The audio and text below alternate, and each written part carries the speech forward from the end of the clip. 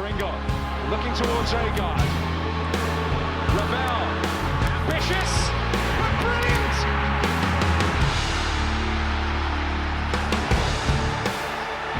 I don't believe it! I swear I do not believe it! And they are back on terms!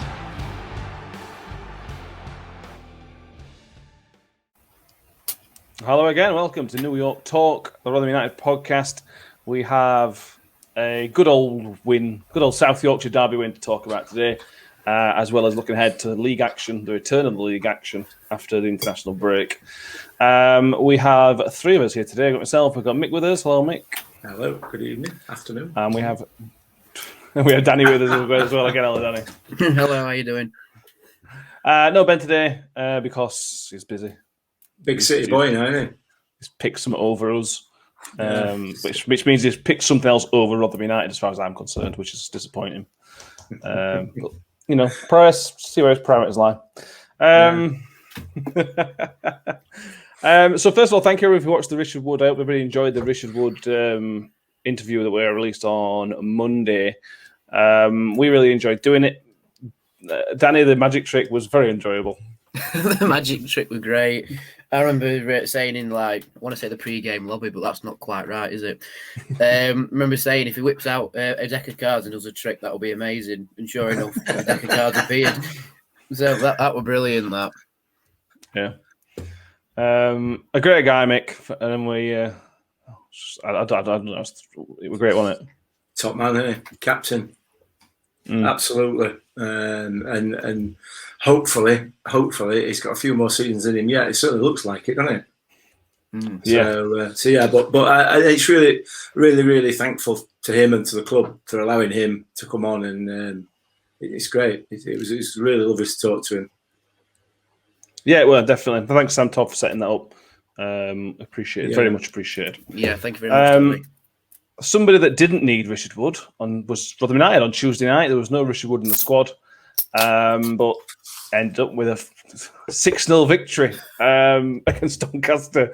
Now, let's put us cards on the table and say that I'm still not that bothered about the Papa John's Trophy. I assume you two are still the same. It's still, but as a whole tournament, still not bothered. Nah. Cool. Good. But if we're going to use it and play like that in it every single time, I'll start becoming a bit more bothered every time we play. 8 changes from the game against Donny. There's too many to go through, but we'll go through some individual performances. But Danny, it was just such a good performance. I know Donny have got the problems, but we were so good. Yeah, we were, and I think my voice is just about recovered from Tuesday. But yeah, the EFL Trophy, it's not really that popular with fans. I mean, there was only about 1,500 fans there. But it's a shame that more fans didn't go just to watch our performance, because it's like Paul Warne said in his pre-Saturday press, it could have ended up 9-3. We just blew them away. I mean, all right, 2 of the goals were a little bit not fluky but lucky, but we just played them off the park for the whole game. They only really had 3 chances the whole game, 1 shot on target, and we've just hit them for 6. And I think if we'd have played a full strength side, the full strength side we'd played in the league, then we could have scored even more against them. Yeah, that's possible. Let's just move on to some individual performances. We could talk generalistic about the performance, which was amazing, but let's talk about the people who made that performance amazing. We've always talked yesterday, Mick, when I rang for something, about Barlaser. Barlaser, I don't think he made the shortlist for the man of the match, but he completely ran the show. He was everywhere. They were again, caveat of we know Donny are rubbish, but that was Barlaser at his best. You say we know Donny are rubbish. They are not. They're only a couple of players away from a decent side. They will play. They can play the ball. They can play football. They can play out from back. They are capable of it, and they did show that in spells on Tuesday night, and they did create some chances. So I've seen it a couple of times on social media saying, how crap Donny were, and well, I kind of beg to differ a little bit. I think it was just us that made them look that bad. and Dan Barlaser were right in the middle of it, weren't he? He was literally, well, not literally, obviously, a quarterback. He picked the ball up and just spread it and put it where he wanted it. That ball through for Freddie's goal was just, it was just ridiculous. It was a ridiculous pass. To be a League One player and have vision like that is a tremendous thing to have. Like, how he's picked it out is... Having vision is one thing, to see the pass is one thing, to execute it in that manner as well. Yeah, it's just something else. And to say that he's not getting in the first team at the moment, if an outsider watches that game and you tell him that number 4 ain't even getting in squad at the moment, he ain't even getting first team, they're not going to believe you. Because they're going to be asking, what have you got in first team then? It was outstanding, Dan Barlaser, absolutely outstanding. But yeah, it's one of those games, Dan. I compared it to the England game on Sunday when England played Andorra. Southgate made whatever it were, 11 changes. And there wasn't a single England player that forced Southgate into making a decision for the next game in terms of selection. Every single one of those players that played for Rotherham United on Tuesday night has put a thought in Paul Warne, said that they deserve to play in the next game. And that's all you can ask for. And Dan Barlaser is probably top of that list. Yeah, definitely. If it's not going to be him in midfield, it's going to be Sadlier, because I thought Sadlier played really well in that game too. This is one of the reasons why I will never be a football manager. To have that dilemma in your midfield must grate on him so much when he gets home. He must have like bits of screwed up paper everywhere around his house, a different midfield formations, front two or whatever. But no, it's good to have that sort of competition in midfield, because it means nobody will slack off. Nobody's got that thought in their head of, I'm guaranteed to start Saturday or Tuesday or whenever, because such and such could put in a blinding performance in training and could take your place, and then you would have to try and work harder. So it's good to have that competition, but I don't envy Paul Warne having to make the decision of which midfield 3 he picks for a game. Well, you said that Sadler did play all right, but are you going to say that he played that Adolfin didn't play as well? Because for me, I probably picked Adolfin as my man of the match. I taking to one side Dan Barlaser, because that was a given in it, I thought he was outstanding, and he reminds me such a lot of Semi Ajayi, but bigger and stronger. You know, that shot that he scored with, it's gone down as an own goal, hasn't it, obviously, but also that coming. Yeah. Certainly goal he didn't, did he? No. Either towards him or from behind him, he didn't see it. But I thought it was outstanding, Adolfin. Absolutely outstanding. What a buy he is. No, exactly. You can't. You can ask for more. It's our record signing for the season. No, it's not record in total, but I can see why we paid that money for him on Tuesday night. It was brilliant. 100%. 100%. And we could go through every player on that pitch and probably have the same conversation about every single one of their performances. Maybe with the exception of a couple who probably didn't play up to their capabilities. But you just can't complain. You cannot complain. There were some standout performances for me, and Adolfin were one of them. Obviously, Barlaser. There were some others as well. Yeah, Danny brought up Sadlier. Let's talk about Sadlier for a minute. I thought it was very, very good. I think probably taking off at half-time was pre-planned, because he's probably going to have to play on Saturday. But he played in a central role for the second time this season, Danny. He played central against Morecambe for 10 minutes. And he's looked better in that central role, much better than he has out wide in any of his wide positions. He's clearly meant to be a central player. Yeah, I think so. He can play on the right side, so that's good. Like when Chio's out, or we don't have a right-sided option. But he's put in such good performances when he's played just behind the two strikers. And I would start playing him there. If you're going to play a system where he needs to be more attacking, then you need to have Sadlier in behind the two strikers. If you want to play a bit more defensive, then you have a flat 3 in midfield. But if you want to have that penetration that you need to score goals, we scored 6, so it seems to have worked.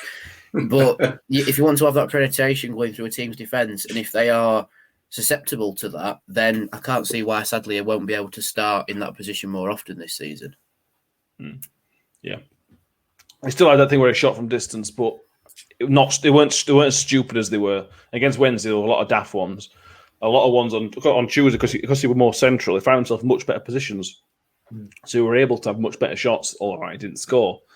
But I was thoroughly impressed with Sadler, which is what this game's all about. That's literally what the whole game's for. Let's talk about the striking. Let's talk about Jake Hull first, because the striking problem could take us an hour to talk about the striking issues. The Jake Hull made his debut in the centre of a 3, Mick, and there was the odd moment, and this is me being hypercritical. There was the odd moment where his decision-making almost put him into trouble, but he managed to get himself out of that. But for whatever it is, an 18-year-old kid, to come in against coming against a League One team, almost their first team, he were outstanding. Brilliant, absolutely brilliant. And you can see what a prospect he's going to be. You're right. I mean, he's 19, I think, into 6'5" and 19, and you can tell. And I don't mean this to sound in any way smarty pants or anything like that, but you can tell that he is that young, because he's that young and that tall, because he's still not quite mastered all his limbs at the same time, has he? You know what I mean? He's not quite got it in terms of just controlling himself, really. But that's just an age thing. You know, he's probably still growing. He's going to end up being about 6'9" by then. You know what I mean? At that age. But what a performance. And he looks like just such a lovely lad and all, doesn't he? You know, he wouldn't even claim goal. It was just, but yeah, I mean, he was very assured on the ball. His touch were lovely for virtually all the game. He was fully aware of what was going on around him, and obviously having Joe Matic at the side of him is clearly going to help him.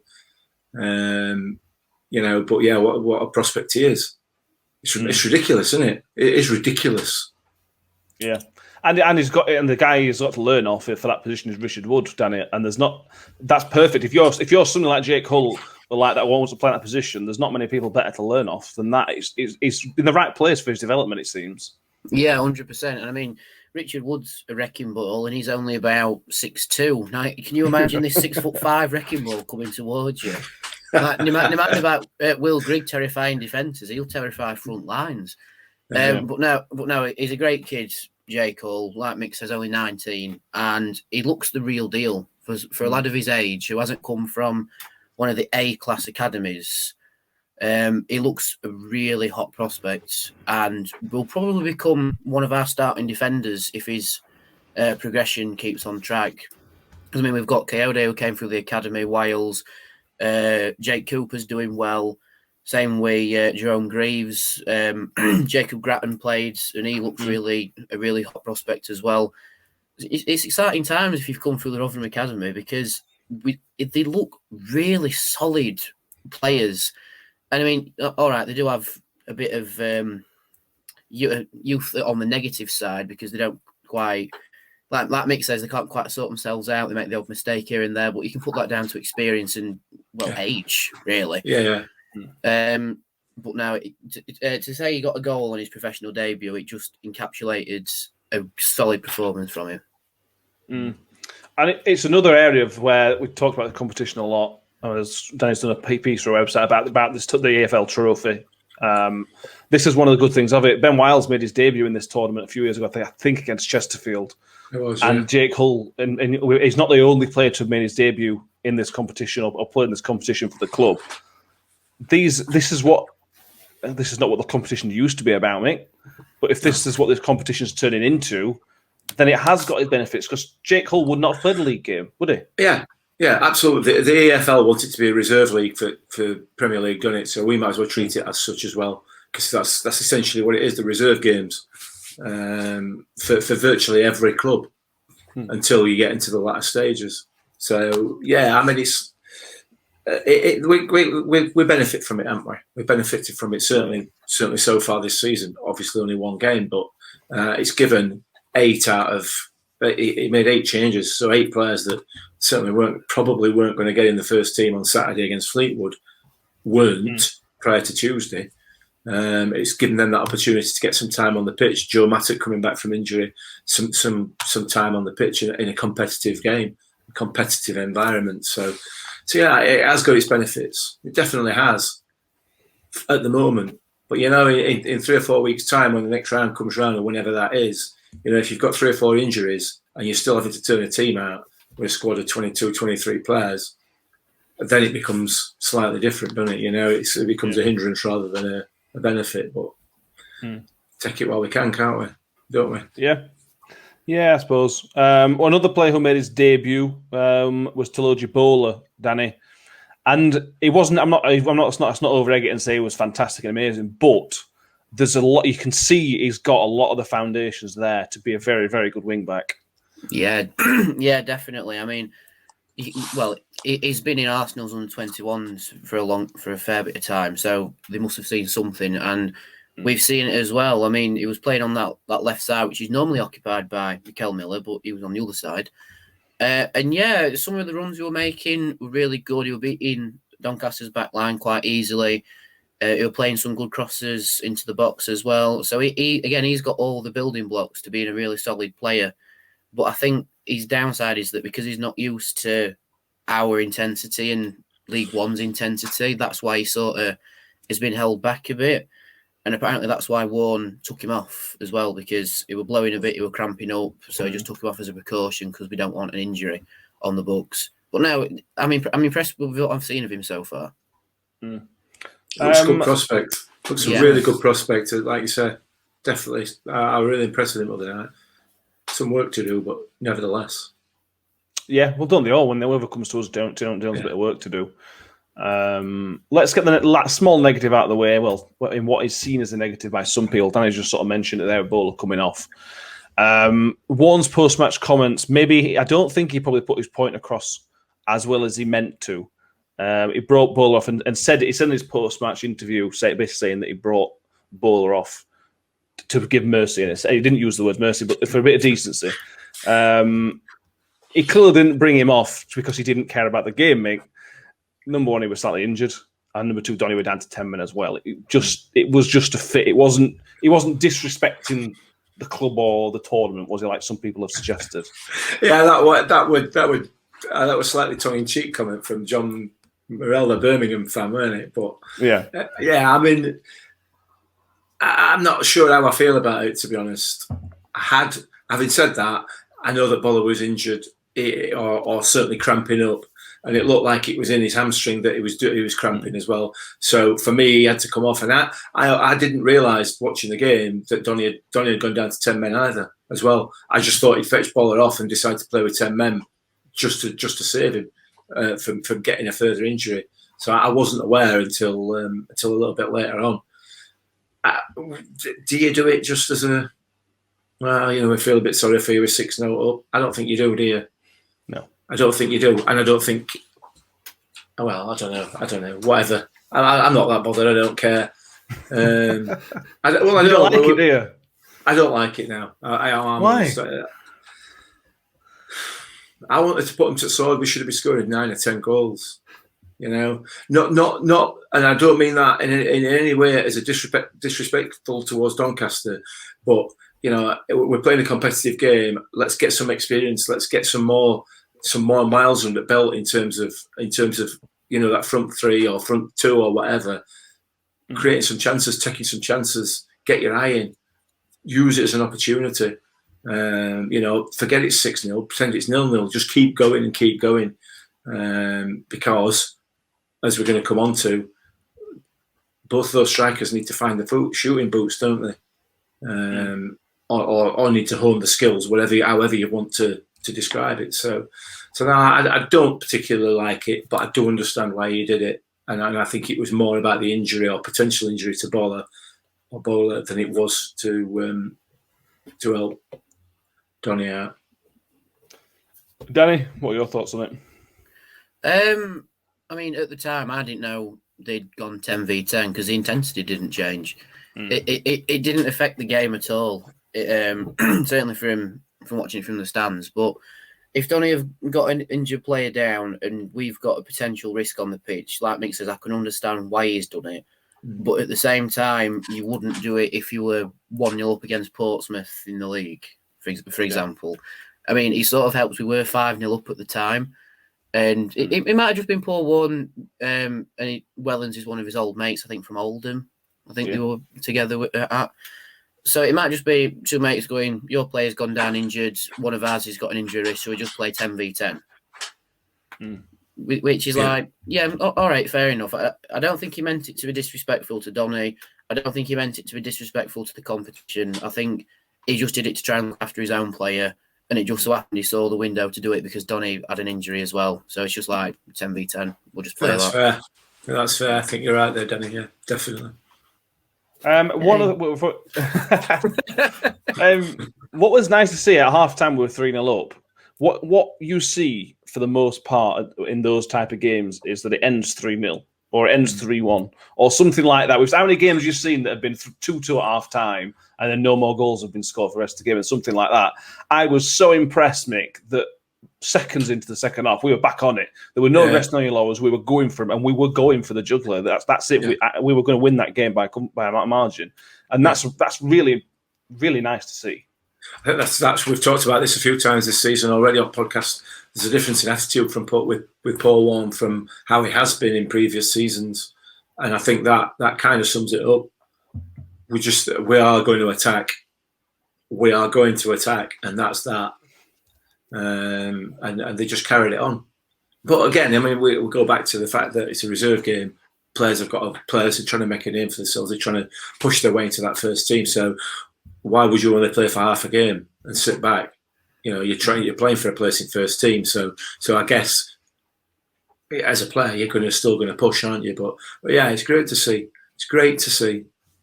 Whether we keep it up for 46 games, it doesn't matter. But fingers crossed. No, absolutely. Let us go on to the main event of the chat, really, the striker dilemma. We've got a few fan questions, all the same ones. We've got Gavin and Emma Wood, Callum Strike, and at LDG Mustaf from Twitter, all asking basically the same question. What are you doing for strikers? You're going with Grigg for a bit, then bringing Freddie late on because Freddie's very good late on. Smith's obviously going to start, Danny. Coyote's probably found himself now fourth choice. But Freddie missed a ton of chances. Grigg's play outside the penalty area was excellent, and he got his goal. It's a really tough one for me. Who I'd start? What do you think? Again, I can see Paul Warne with screwed up bits of paper at home.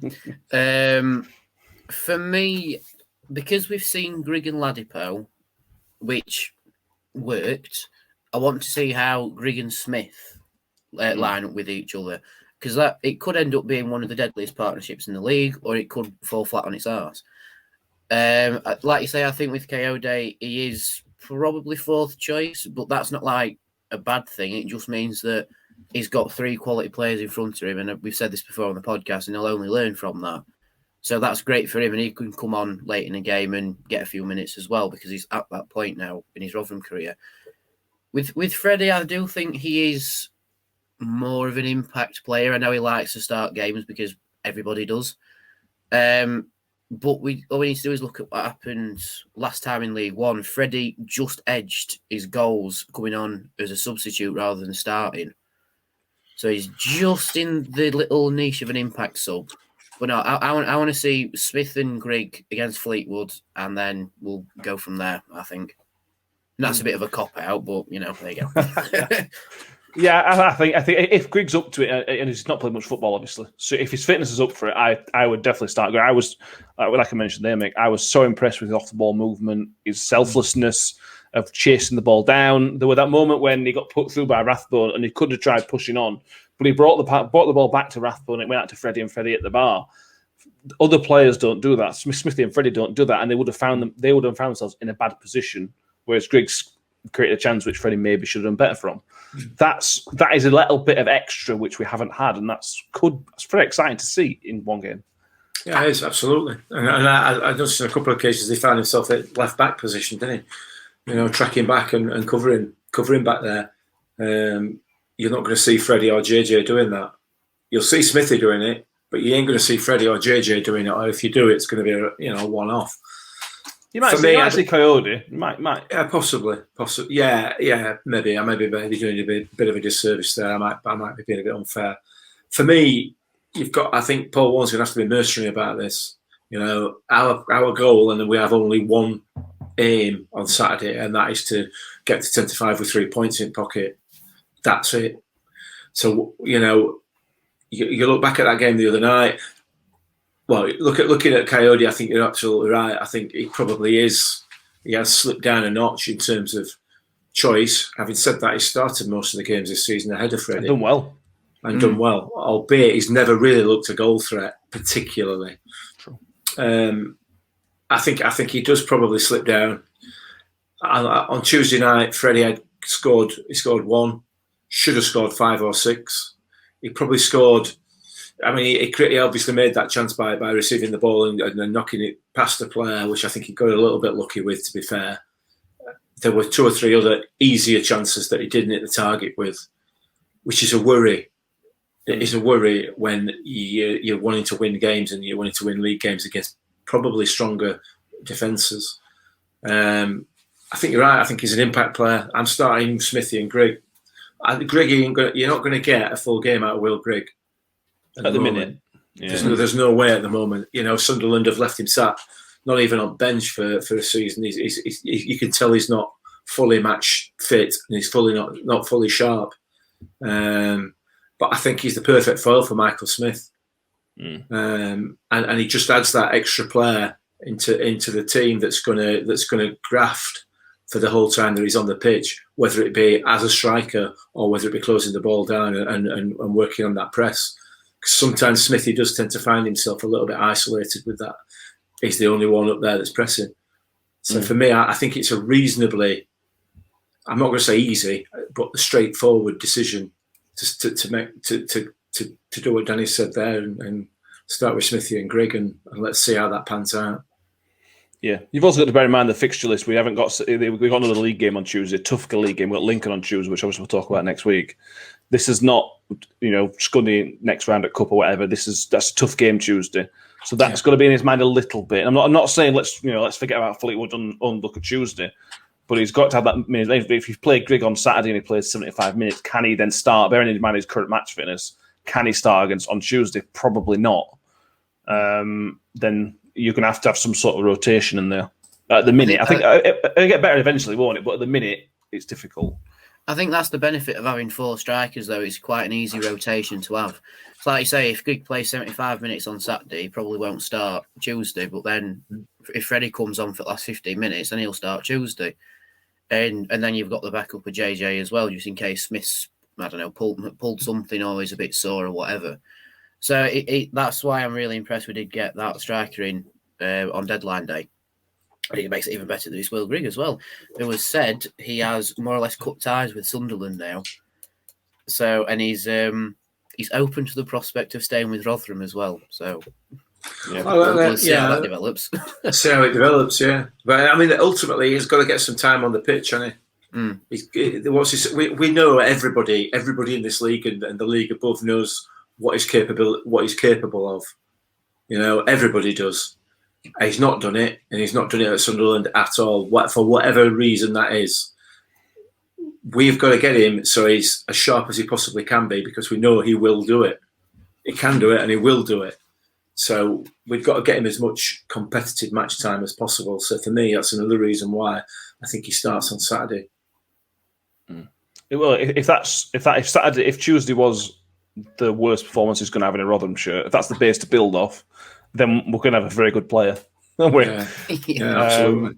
If that's game one. Like you said, Danny, having that 4th striker, I mean, I don't want to toot me on, but I was saying all August we need that 4th striker. Ben questioned me a lot. So if Ben's listening. This is why it was important to have that 4th striker. One of the reasons it was important to have that 4th striker. And early days, but it looks like it might work for us. Let's go back to another fan question. Jake on Twitter, midfield dilemma. We've got a striker dilemma, we've got a midfield dilemma. He wants to know the midfield dilemma. So we've got a Great Drive, but you've got Wiles, Lindsay, Barlaser, Rathbone, Odofin, and Sadlier, who are vying for 3 places. Chio's going to be back, so we won't need Sadlier out wide on the right, but Mikel Miller is suspended, so we might need Sadlier out wide on the left potentially. I will ask again, Danny, who's your midfield three? This is tougher than striking question. And I mean, we've got Ferguson coming back for international duty as well. Oh, I mean, it's like the thing where you've only got 3 pegs on the board, but you've got loads of pegs in the bag. Like where I think, like we said before, Sadlier plays better when he's in the advanced central midfield position, just behind the 2 strikers. But he can still play out wide, which is good because we've only got Chio on the right-hand side, really, and then you've got Miller, who's suspended, and Ferguson on the left. So Sadlier is good because he can play across that front midfield line, if you like. Adofin, like Mick said, is more of a semi-Ajayi type of character, and there is a lot of attributes about him that we see in Ajayi. So I think if we were to do a more defensive midfield, he'd slot in perfectly as that defender just in front of the back line with the 2 in front of him. And then you've got Wales, Lindsay, and Barley's vying for them 2 positions, and Rathbone as well, which, all right, he could be more of an advanced player like Sadlier is, and Barley's could be more of a defensive player like Adofin is. We've got too many pegs for the holes. It's not. I'm not saying that's a bad thing. I'm saying that's good because it provides competition for everybody. And if you get said to the gaffer, why aren't I playing? You step it up a bit, steps it up, and then switch it vice versa. But out of all of them, I would say Rathbone is only really the certified starter. But then, if he can't run for a complete 90 minutes, he'll have to come off at some point. So then you've got a player like Barley's, Lindsay or Wiles to fill that in again. And then whoever's not come on for Rathbone can come on for the other midfielder if he's blowing a little bit or is injured or whatever. It's like, I don't... It's going to be all sorts of courses, isn't it? Yeah, let's narrow it down. Yeah. Let's narrow it down to Saturday. I would say Rathbone, Barlaser, and potentially Lindsay, I would say, because he didn't play on Tuesday, so he could get a game on Saturday, or he could be saving for next Tuesday. But no, I think everybody, Rathbone and Barlaser for definite, and then whoever Warne decides. Yeah, I think looking ahead to Tuesday, I think Lincoln's going to be tougher, so I can see Adolphin playing that game because we will need to be better defensively. Now I might be living to regret this, Mick, but Fleetwood aren't a Lincoln. They're not even a Bolton. They're a middling team, and at the best, they're a middling team this season. From what we've seen so far, so we can allow ourselves, like Plymouth game, we can allow ourselves a little bit more leash in terms of going for it a little bit. So that's why I wouldn't start Adolphin. I'd agree with Danny. I wouldn't start Adolphin on Saturday. What do you think? Well, I made some notes earlier on about it, and like Danny said, I'm just wondering away, mate, because it's just like, well, I don't know. I've no idea. I'll be honest. This is not very good. It's not very good listening for a podcast, is it? From people who are supposed to be expressing a view, but where do you go? Where do you start? Chio's back. We know that Chio's back and available. Chio starts. I don't think there's any doubt about that Chio starts, or maybe he doesn't. Maybe we're going to ease it back in. Yeah. So maybe even that. I genuinely, I'd play them all. I mean, let's take up rugby league and play 15 players aside. Yeah, I think the reality of it is that Adolphin still needs some more game time. I think he probably does. Why would you even consider dropping Ben Wiles, Jamie Lindsay? Why would you even consider that? Why would that even be a thought in anybody's mind? Because they've done nothing to justify that. But maybe possibly the fact that Rathbone came on in that second half suggests that he may not play on Saturday and he may be saving him for Lincoln on Tuesday. I don't know. I really don't know. Why could you? How can you possibly drop Dan Barlaser after his performance the other night? How can you? If Fleetwood are probably going to sit in again, I might be doing a disservice, but possibly. They're probably going to do what Tranmere did in League One last time, and Wimbledon, MK Dons did last time. They're probably going to sit it, and that's what I'm expecting from them. We haven't been able to do a scouting report for Fleetwood because I'm definitely Fleetwood fans, so I don't fully know what to expect from them. My assumption would be that they're going to give us a ton of respect and try and sit in it as on break. Barley's is not what we want for me if they're going to sit back, because you can't ping it around because they're going to be too deep. Yeah. If they're going to sit in, you want Sadlier. You want Sadlier behind those two. Yeah. You want Ben Wiles. I want Sadlier in that middle, though. I want Sadlier just behind them two strikers so he can make those annoying little runs, so he can shoot from distance, to be fair. If that... Paul Warne is going to know our Fleetwood are going to set up better than I am. Yeah. But that's my anticipation. And that we're going to get a lot this season. We've got a lot last time in League One. We're going to get teams who sit in. Yeah. Sadly, as the man for that. For me, for that role, Sadly as the man from what we've seen in those positions. But then again, that's harsh on Barley's. But do you need him in that game? You know, against if Lincoln are going to push on Tuesday, Barley's better in that game. Yeah, probably. Fallon's going to be the place to be. If anybody gets 11 out of 11 on Saturday, it's going to be worth some free tickets, that, isn't it? Because it's anybody's call. It really is. And what a position to be in. You know, who'd have thought coming in towards the running at last season that we would be in a position where we can't decide who's going to play, not because not because they're injured, but because they're all playing to such a high level. It's like, you know, we had 11 to choose from at one stage last season, so it was easy. But now you've got competition right the way across the pitch in every position, and it's not just and it is genuine competition. Yeah, it is. You know, they're all as good as each other. And, you know, it's not, well, he's carrying a bit of a knock, so obviously we're going to go for so-and-so. No, I don't know. Toss it up. We'll toss a coin. Because they're all going to do your job. See, well, I'll give you some Fleetwood stats while I think about some. We know we'll go defensive in a minute. We know where we're going defensive, I think we can nail that down in a minute. Some stats for Fleetwood. We've never lost a home game to Fleetwood. And we've only ever lost one league game, which was the opening day in 2017. And we've won 3 out of 4 home games in total against Fleetwood. The last time we played Fleetwood at home was that game where Matt Crooks had to play centre-back. And because there were so many illnesses. You know, Trevor Clark played. And he didn't do very well. Yes. Yeah. That was the start of that run. You know, that run we went on, and then ended up winning. That was I think that was the first game of that run. Yeah, so let's go defensively. Rich Hollingsworth says, dare I say it, but I thought Vickers looked as good as Victor. Thought he was very good at commanding his area. Oh, not another position down, Lemon. Let's give Vickers his due, because he's not going to play many games, Danny, but he didn't have much to do, but he commanded his area really, really well. And the times that Donny got through, he made them panic. He pushed them into missing those chances for me. Yeah, he's definitely a solid backup to Victor, and I'm sure some people will say like Victor's got a mistake in him, like everyone's perfect somehow. But if Victor gets injured, which knowing Victor, he probably will do at some point because he'll dive too low. He'll dive too low, and his nose will end up on the back of his head because someone's booted him in the face. But Victor, Vickers is a solid backup to him. I don't know why Lincoln released him because he was their starting keeper last time in League One for us.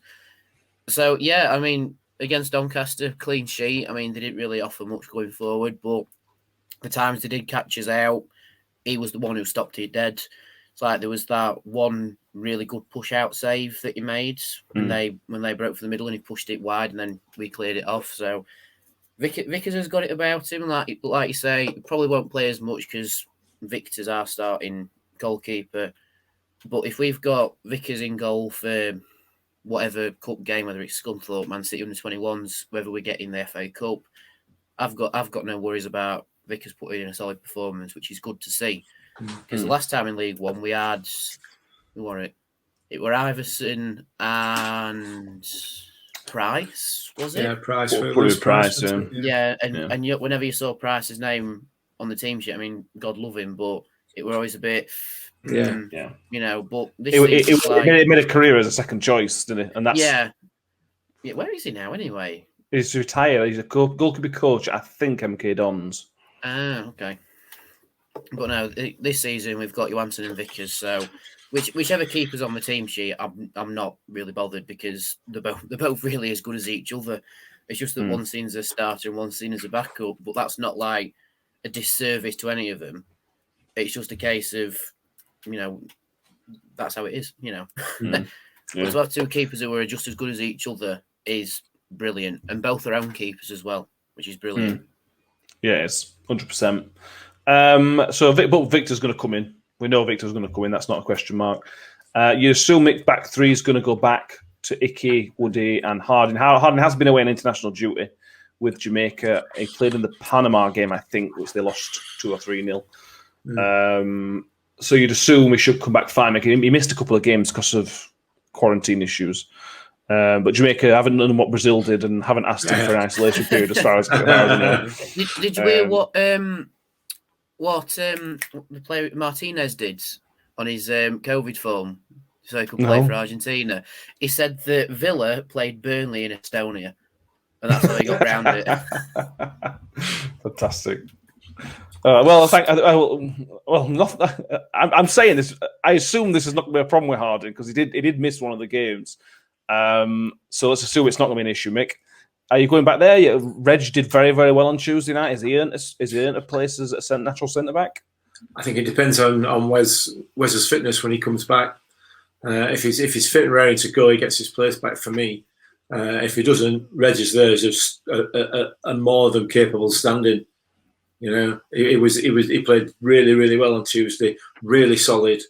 His performance really did belie his age. He was really, really good. So I wouldn't have an issue one way or the other. But I have to say, I think if Wes is fit, he'll walk straight back into the squad. I don't think that's an issue.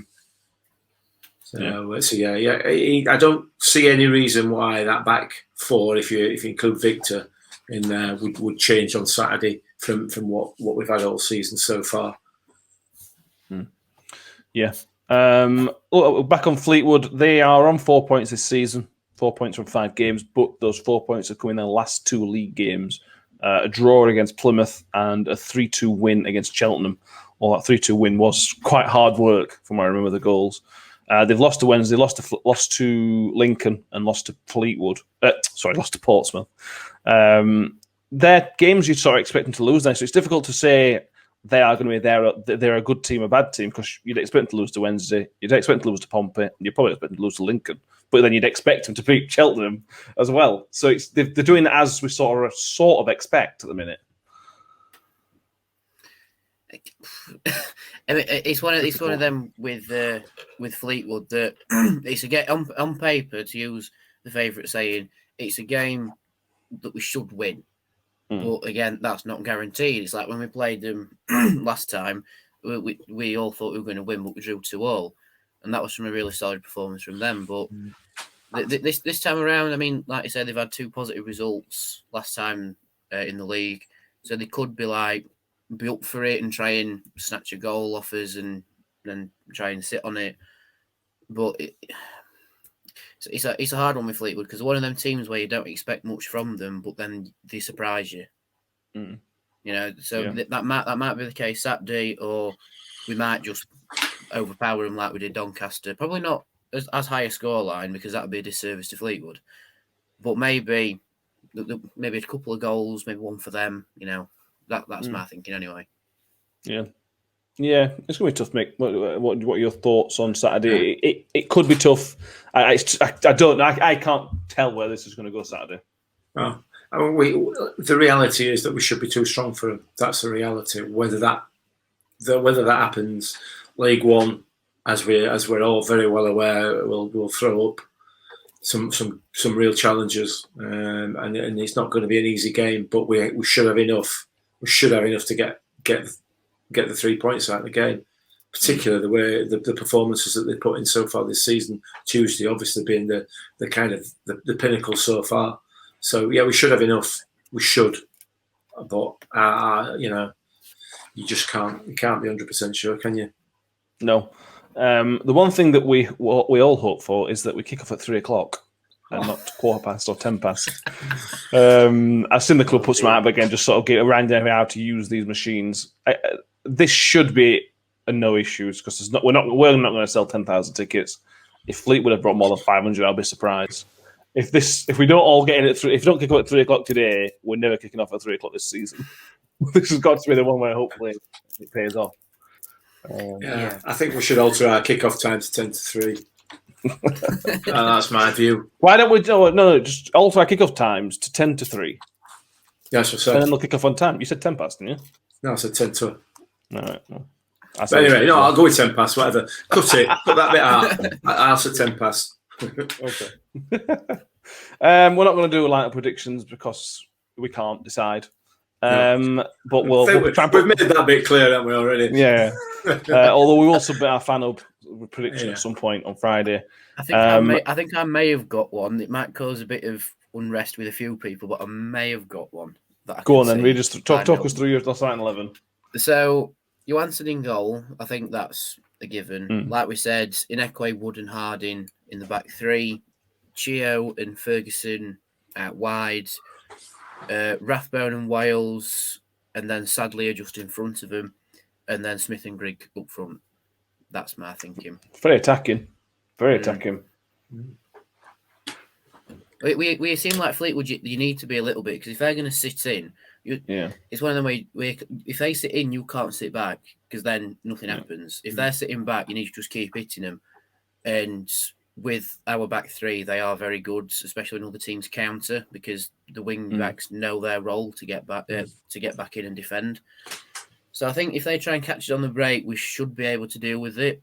But if you've got an attacking three without the wing backs, and then the wing backs, when they come into it, it's attacking five, it might just be a case of just trying to overwhelm them.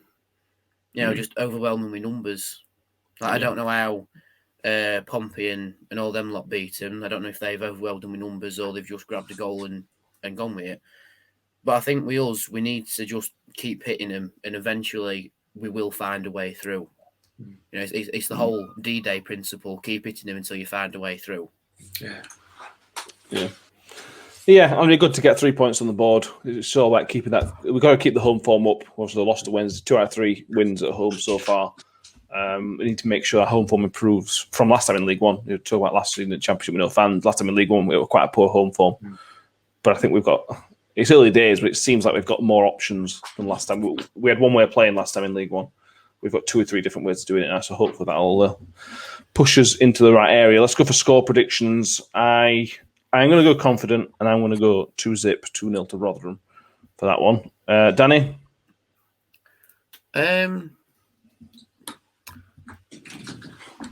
I'm going to go confident and say 3-1 to us. I like it. Mick, Michael? Yeah, I mean, I think we'll keep a clean sheet. I don't think we'll concede, and I think we'll carry on our momentum from Tuesday. I'm going to go 3-0. It's very positive. That's all I like it. It is positive, isn't it? And I stick my neck out here, and one or all of us will get clipped on some sort of Fleetwood podcast if there is one. Has been Billy Big Ball's championship supporting club thing, whatever. So whatever. Yeah, 3-0. It's hard not to be confident after you've just battered your local rivals 6-0. Yeah. Well, 8-0 with 10 men if you count the first game as all combined together. 8-0 on aggregate, yeah. And battered is the word on Tuesday. Yeah, it is. Yes, it is. I think that's all we've got. So, thank you all for watching, listening. If you haven't watched the Richard Wood stuff from Monday, go back and watch it. It is really good to listen to him from a little bit on last season, and how he thinks this season's gone. That's very, very good. We'll be back next week on Sunday or Monday morning. We'll have a review of this Fleetwood game, looking ahead to another Tuesday night game, which is in the league this time away at Lincoln City. And then we've got Bolton next Saturday as well. Good run fixtures. A couple of good away days as well, which is good for everybody who's going. The matchday vlog from Danny is up from Doncaster as well. So if you want to watch that, that's a 6-0 win against Donny, where you can stand that out. Why would you not be watching that? So Yeah, absolutely. That's on the YouTube channel. I mean, I will admit I missed 2 goals. The first one was just so unexpected that I just didn't get my phone out in time. And the second one, I was having a chat to, Andy RUFC, the guy with all the classic shirts. I bumped into him on the concourse and we were chatting, and then just heard the roar go up, and it goes, "Oh, it's Will Grigg," and it's like, of course he scores whilst I'm having a chat. Of course he does. And so I say to all my mates, did anyone get it on camera? No, we didn't. So, but anyway, I got the others. That's all right. You saw some different minutes, mate. One of them's a vlogger as well, and he's like, "Oh, I missed it. I didn't expect it." It's like, nightmare. If you want to still donate, the Barry Bannon shirt has been sold for $325. I think $340. $340. There you go. You can still, if you go on our website, newyorktalk.co.uk, and click on the Rotherham Hospice link, you can still donate if you fancy it. I think 800 and some quid. Bannon shirt will be leaving Mix ownership tomorrow. Yes, Friday. I need it out of my house. Raising the £1,000 for Rotherham Hospice, which I think that's the most important part. Absolutely, 100%.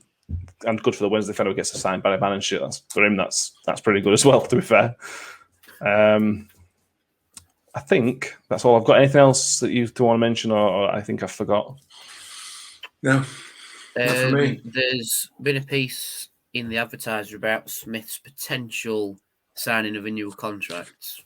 Which he was stating as well. Yeah, it's been mentioned, and he's open to the idea of extending his stay here. So I think it's one of them things where he never really found a home with other clubs, but he's found one here. And like I says, all his immediate family have settled in South Yorkshire. He lives just up road from Barnsley. So he says he's open to the idea of it, but it's just the wrong time to really put it on the table. And I think it's massive what league we're all in. If we're at Championship next year, there's no reason for him not to sign a new contract. Yeah. Like you say, he's had a lot of clubs so far in his career. For a relatively short career, he's not 35 years old, is it? He's had a lot of clubs for his age, and for somebody like that, when they find a home, it makes them second guess. If he's 22-year-old and he's had 3 clubs, and somebody comes in, he's going to go. But because of the age he's had and because of how many clubs he's had, he's happy. And like I say, his family is happy. That's whether it convinces him enough to stay is another thing. But it certainly makes him think about whether he should move or not. We'd love to keep him. I'm sure I speak for every single Rotherham fan. I'd love to see him here for another 3-4 years, whatever it needs to be. It gives us so much. Whatever league we're in, it would improve us. Yeah. But he definitely deserves another shot at Championship. So it's difficult sort of balancing act from that one. I want him to get 100 goals for Rotherham as a bare minimum before he moves on. Yeah. Fair enough. 100 goals, right, off you go. I think he'll need about 70 more. All right, we'll say 50 for now. Yeah, get 50 in. So we're back Sunday. We've got a few things lined up for future episodes. We're trying to sort some more former players out. We'll see if there's any more current players we can get at some point in the future as well. All depending on times and everything else available. Keep an eye on the YouTube channel for that, because that's where everything will pop up. Follow us on Twitter as well. We're up to 700 followers on Twitter as well, which is a landmark number for us. If we can get a few more, we'd very much appreciate that. So yeah, we're back Sunday night, probably with Ben. Monday night morning, probably with Ben. Maybe not with Ben. He may have, gone Billy big time. We'll have to wait and see. He's a big city boy now, and you can't just, click your fingers and expect him to be there. He's got big city commitments in big city. I understand. With a Greek lady with loads of cats. I understand so, but from when I spoke to him last, she's feeding him up like nobody's business. So he's going to be about 6'17" by the time he comes back. What, wide? Yeah, probably wide. I don't know, wide and tall. Yeah. You need to be a big lad to play American football, don't you? Well, that's it. Yeah.